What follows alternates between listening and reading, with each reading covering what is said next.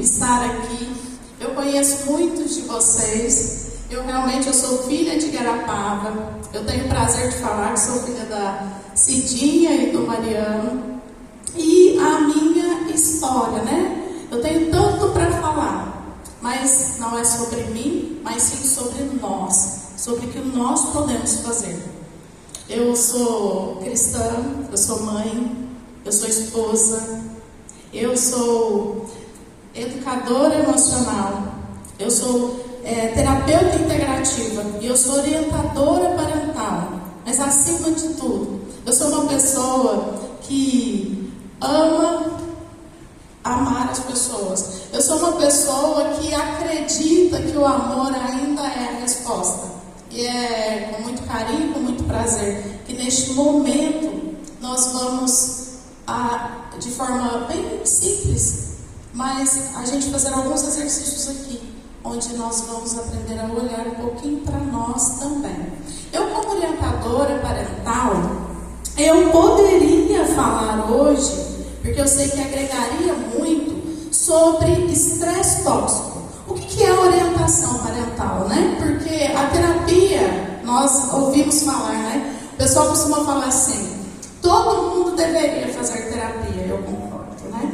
A terapia é um trabalho onde nós, de forma bem assertiva, nós aprendemos a olhar para nós. Nós trabalhamos o autoconhecimento. Mas o que é essa tal de orientação parental? A orientação parental é um trabalho onde nós trabalhamos a prevenção. Enquanto na terapia nós já trabalhamos um problema instalado, a orientação parental nós trabalhamos junto com as famílias, com as escolas, metodologias onde nós prevenimos traumas, marcas emocionais. Eu tenho me especializado, sou encantada, né, com o quão grandioso e importante é para nós aprendermos sobre traumas e marcas emocionais. Então hoje eu poderia trazer aqui para vocês o tema estresse tóxico e as suas consequências. Eu poderia também trazer esses recursos que são riquíssimos,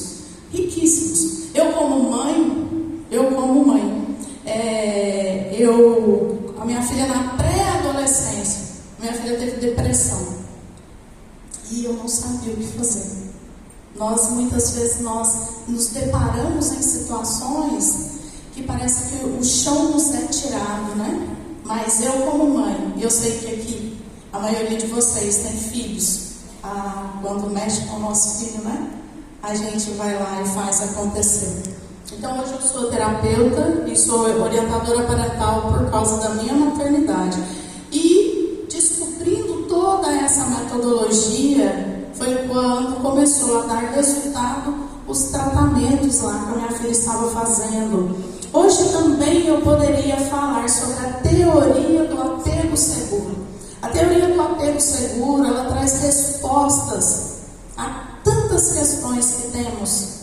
A teoria do apego seguro, ela traz que todo ser humano nasce com duas necessidades. Não só duas, mas duas necessidades que elas são vitais, importantíssimas. Todos nós nascemos com a necessidade de se sentir amado e aceito. E quando não recebemos isso, desde a tenra infância, nós continuamos buscando isso no decorrer da nossa vida. E muitas vezes entramos em relacionamentos adoecidos, em relacionamentos tóxicos. Nós buscamos o tempo todo fazer e acontecer. Talvez você esteja pensando, não, eu não fico buscando me sentir amado e aceito. Mas isso é muitas vezes de forma até inconsciente. E seria um assunto extremamente rico para essa classe de pessoas que tem o poder de tocar vidas. Quanto mais eu tenho me especializado e buscado entender sobre traumas e marcas emocionais, né? Hoje a gente fala assim, nessa geração tudo é trauma. Mas a gente sequer sabe o que significa o trauma. Mas uma coisa eu já falo, né? Como profissional e como eu tenho visto isso e acompanhado isso nos decorrer dos atendimentos, né? Não só nos estudos, eu sou do tipo que eu estudo, mas mas eu realmente só acredito quando eu vejo e é real. Pai, mãe, os cuidadores e os professores, aqueles que acolhem as crianças nas escolas, têm um poder gigantesco de mudar a vida de uma pessoa. Mas eu não vou falar sobre isso. Hoje não.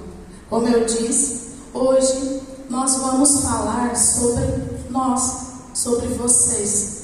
Vocês aqui, voltando aqui para o segundo semestre, nem todo mundo está muito animado. Nem todo mundo está com a energia lá em cima. Não. Quantos de nós hoje estamos cansados, desanimados? Talvez, com o que vocês já ouviram até aqui, talvez vocês pensaram, será? Mas assim como a história, não foi por acaso que eu comecei a contar a história do vestido azul. Sabe, nós temos aqui todos adultos, enquanto crianças e adolescentes, sim, vítimas, vamos dizer assim, elas estão ali passivas, dependendo do que acontece do lado de fora. Mas aqui nós somos adultos e nós precisamos sair desse lugar de ficar esperando. E nós devemos fazer aquilo que nos cabe. E quando cada um faz aquilo que pode fazer, as coisas começam a mudar. E eu sei que é pesado demais, como eu falei, eu poderia aqui trazer vários assuntos e nós aprendermos sobre questões que eu sei que ajudaria muito a nossa classe, a classe de educadores, classe de pessoas. Toda pessoa tem o poder de tocar a vida do outro. Mas a nossa classe, a gente vai além.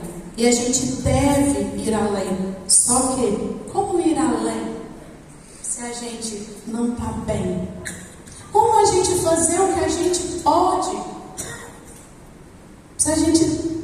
Tem pessoas que às vezes, eu infelizmente eu sei, que tem pessoas que estão com dificuldade até de sair da cama, sabe? Como eu vou tocar vidas, Viviane, se eu não estou conseguindo tocar nem a minha vida? Então, hoje, especialmente hoje, nós vamos falar um pouquinho sobre você. Se eu pudesse citar o nome de cada um aqui. Mas agora eu gostaria que você, com tudo que eu falar agora, eu gostaria que você pensasse em você, na sua história. Nós ouvimos algumas histórias, vamos ouvir algumas outras histórias, até a história da menininha do vestido azul a gente ouviu aqui. Mas agora eu gostaria que você pensasse na sua história. E hoje eu trouxe esse versículo aqui: cuide dos seus pensamentos, pois eles direcionam a sua vida. Viviane, mas baseado em quê que você fala isso? Como eu falei, eu sou cristã, mas como profissional, estudante de neurociência, a própria neurociência fala sobre isso. Sim, os nossos pensamentos, eles direcionam a nossa vida. Eu gosto muito de uma frase do Henry Ford, que ele fala assim: se você pensa que pode, ou se você pensa que não pode, de qualquer forma, você está certo. E eu gostaria de falar para você, não sei se você sabe, mas sabia que os pensamentos que você tem, mais de 90% deles, você tem eles todos os dias? Você sabia também que mais de 80% dos nossos pensamentos são tendenciosos a serem negativos? E você sabia também que os pensamentos que nós temos, nós aprendemos a tê-los mediante a tudo que nós vivemos até aqui? Ouso a dizer que nós somos o resultado de tudo que nós vivemos, de tudo que nós ouvimos, de tudo que aconteceu conosco, mas de tudo que nós decidimos ser. Só que, ainda falando sobre pensamento, sobre cérebro, o nosso cérebro, ele, vamos dizer assim, trabalha tanto, tadinho, muito. Mas acontece que o que ele pode fazer para poder trabalhar no automático, ele faz. E aí eu faço uma pergunta para você. Você sua vida ou você tem sobrevivido? Sabe, tem uma musiquinha, né, que a gente costuma falar: deixa a vida me levar, vida leva eu. Será que a gente está deixando a vida nos levar? Essa história de viver sempre no automático, deixar a vida nos levar, isso está trazendo para nós um preço alto demais. E hoje o convite que eu vim trazer para vocês aqui é para que você pare e observe: você está vivendo ou sobrevivendo? Você está feliz? Tem pessoas, eu sei que vocês não pensam nisso, mas tem pessoas que acham que a felicidade é estar o tempo todo alegre. Tem pessoas que acham até que ter equilíbrio emocional é não sentir as emoções. Mas acontece que as emoções são hormônios enquanto vivos, sim, nós sentimos, devemos sentir. E se tratando de emoção, né, nós não aprendemos a lidar com as nossas emoções. Vocês aprenderam na infância a lidar com as emoções? Ou na infância, quando você chorava, e porque os nossos pais também não sabiam, falavam: fica quieto, menino, cala a boca, larga de manhã, para com essa bobeira. Nossa, exagerado demais, sensível demais, bravo demais. E aí o que a gente vai entendendo? O nosso cérebro ainda em desenvolvimento, o que nós vamos entender? Entendendo, sentir é errado. Como uma boa menina, eu não posso ficar triste porque eu sou muito compreensiva. Sentir raiva é errado. Não posso ficar triste. Não, peraí. Sim, ter gestão emocional, ter equilíbrio emocional, ter saúde emocional, é você saber sentir e entender que você pode sentir. As emoções, elas estão totalmente ligadas também com a nossa identidade. E quem somos nós? E nessa correria da nossa vida, e nessa vida cheia de estímulos, muitas vezes nós temos sonhos e de repente nós não temos sonhos. E de repente a gente quer muito uma coisa, na hora que a gente consegue, a gente já não acha mais graça naquilo. Isso vai sobrecarregando a gente. É choro que a gente segura, é raiva que a gente esconde, é uma decepção que eu preciso fingir que eu não nada eu senti. As pessoas não precisam saber mesmo o que você sente, não. Mas, eu falo as pessoas, todo mundo, né? Mas a gente não pode negligenciar para nós mesmos o que nós sentimos. Isso está acabando com a gente. Isso está fazendo nós nos desconectarmos de quem nós somos. E no decorrer da nossa vida, eu acredito que aqui nós estamos 20 mais, né? Temos 30 mais, e pessoas extremamente experientes. Se nós fôssemos contar histórias aqui, sabe, eu falo na minha profissão, é terapeuta emocional, é terapeuta integrativa, gente, eu sou uma ouvinte de histórias. Eu sou uma colecionadora de histórias. E é cada história. E uma coisa que eu garanto para vocês, a gente olha para a carinha de uma pessoa, né? Talvez você olhe e fale: nossa, né? Uma pessoa toda empoderada, nossa, né? Não ilude não. A gente não sabe o que acontece com as pessoas que estão ao nosso redor. Eu garanto para você, você não tem ideia das histórias que as pessoas que você convive têm. Eu gosto de contar um caso. Tinha uma pessoa, né, que ela me irritava, mas eu, como uma boa moça, sempre fazia cara de paisagem. Mas sinceramente eu não gostava de ficar muito perto dela, não. Quando ela chegava, sabe, o que eu podia fazer para sair de fino, eu saía. Sabe aquela pessoa que chegava e parece que ela pesa o ambiente? O rosto dela é caído, né? Assim, tá. E de repente, né, comecei a atender e comecei a pegar, tipo assim, umas pessoas para a gente poder atender, para ir adquirindo experiência, né? E ela me procurou. Gente, quando eu li a anamnese dessa pessoa, o pensamento que me veio foi: como é que essa mulher está viva ainda? Como é que ela consegue acordar todos os dias e cuidar da casa, dos filhos? Sabe? A gente não sabe o que acontece com o vizinho. Não ache que você sabe, porque normalmente a gente não sabe. São abusos guardados, são violências, porque vocês sabem, né? Pessoas que são vítimas, sofreram, né, vários tipos ali de violência, de abuso. Muitas vezes, se aconteceu, principalmente na infância e na adolescência, e infelizmente silenciaram e ainda se sentem culpadas, têm vergonha de falar.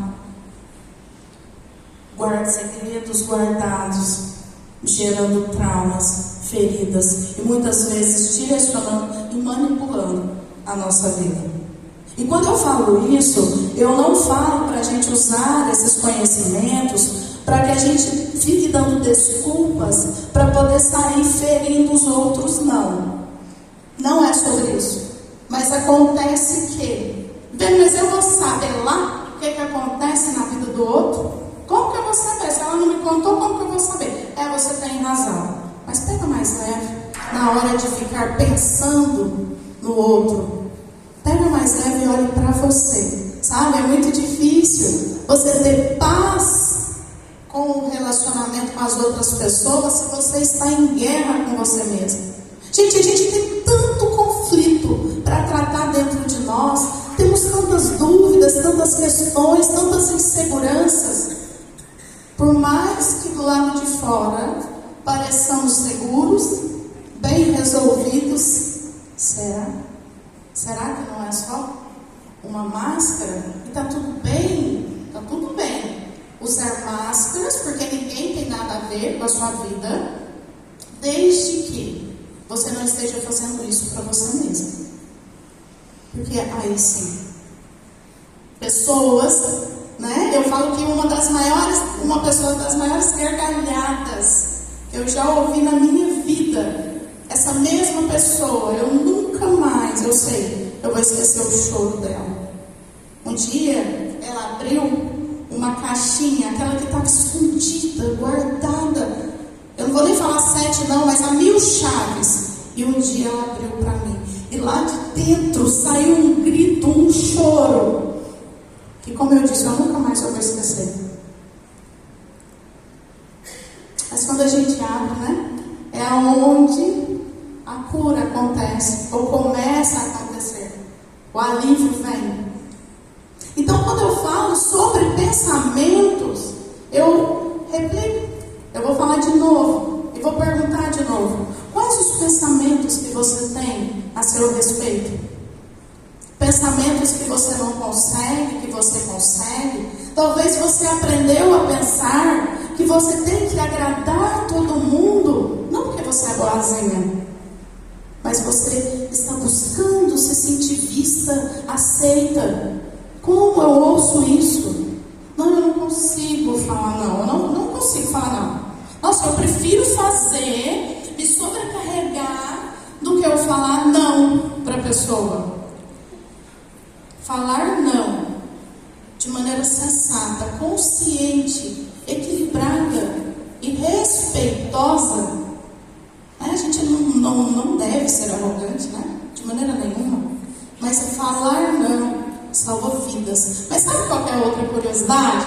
A gente não sabe falar não, mas a gente também tem dificuldade de ouvir o não. É ou não é? E quando a gente ouve o não, você fala, gente, eu faço tanto. E aí na hora que eu preciso, a pessoa vem e me fala não. Olha, mas talvez é porque ela tem mais coragem do que você, ou porque talvez ela está tratando questões e entende que ela não precisa ficar o tempo todo buscando por se sentir amada e aceita. Sabe como eu falei, né? Eu sou cristã e muitas vezes dentro de religiões, né? Nós vemos pessoas extremamente boazinhas. Você pede, ela faz. No ambiente escolar também, sabe aquela pessoa que tudo que você pede, ela faz? Menina, que gracinha, é uma delícia, né?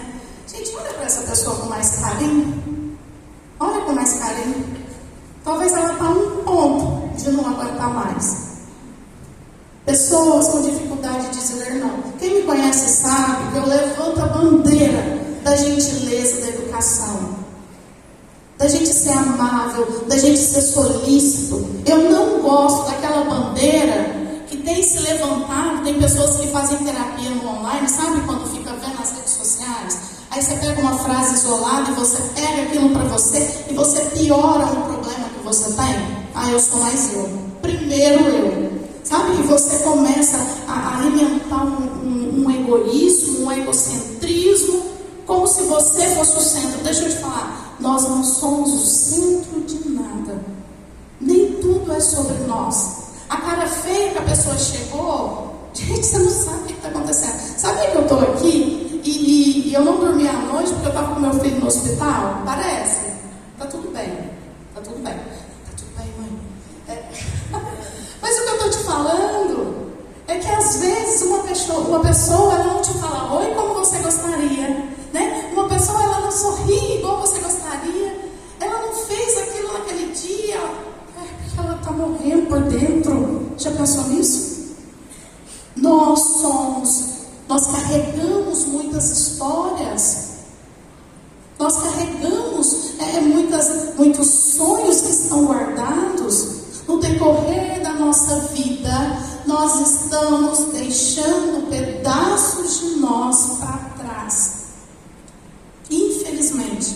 E se eu perguntar para você, quem é você?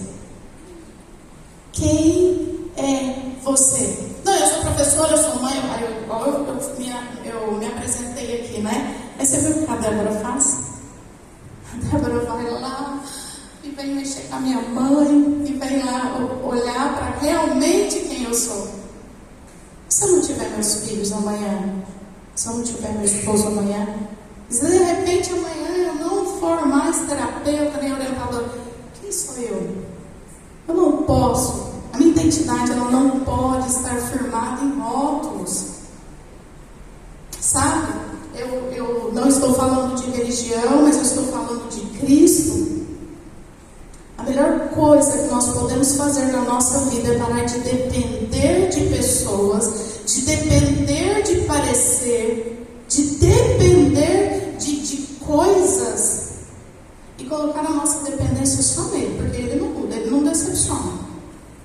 Nós precisamos parar de ficar buscando em coisas, informações e em pessoas, nos sentir amados e aceitos, buscar nas pessoas, quanto mais eu me profissionalizo, quanto mais